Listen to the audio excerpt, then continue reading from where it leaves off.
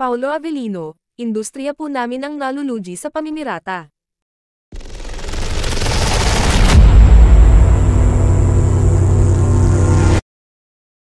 Mariing kinokondena ng kapamilya aktor na si Paulo Avellino ang patuloy na lumalaganap na pamimirata ng mga pelikula at drama series sa Pilipinas.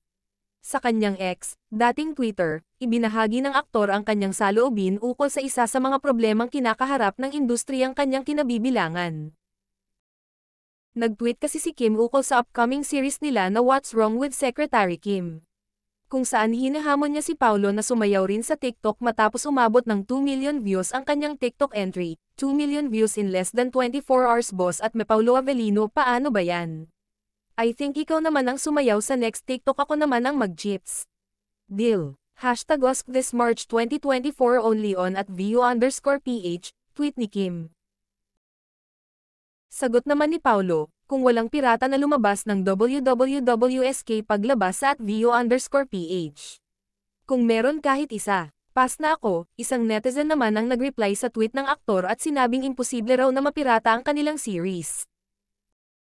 Bakit naman po imposible? Industriya po namin ang nalulugi sa pamimirata ng mga TV show o pelikula, saad ni Paulo. Aniya, hindi lang silang mga artista ang apektado sa pamimirata kundi pati na rin ang mga nagtatrabaho sa likod ng kamera na naghihirap magtrabaho at magbigay ng kalidad na palabas ngunit nanakawin lang at ipopost o ibebenta sa social media.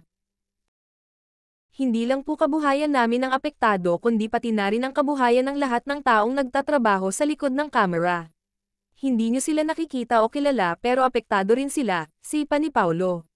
Giit pa niya, huwag nyo pong gawing normal ang pamimirata ng mga palabas. Marami naman sa mga supporters nila Paulo at Kim ang nangakong tutulong sa pagre-report ng mga makikita nilang mamimirata ng kanilang palabas. Yes, and as fans, we will try our hardest to report those who will repost, pirate WWWSK, saad ng isang netizen.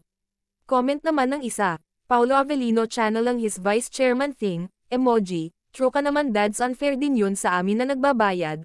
It's time na bigyan pansin ng mga namamahala yung mga nagpipirata, mga yan, it's stealing at bad behavior yun.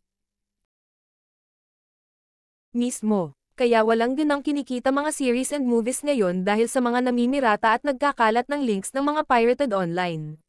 But we as solid Kim Pao fans and as part of KPU, I can say this on behalf of our members na kami mismo ang pipigil sa mga pirata na yan, say naman ng isa. Hindi naman ito ang unang beses na kinundena ni Paulo ang paglaganap ng pamimirata ng mga palabas sa bansa. Nabiktima na rin kasi ng panimirata ang 46th MMFF entry na fangirl na pinagbibidahan niya noon kasama si Charlie Dizon.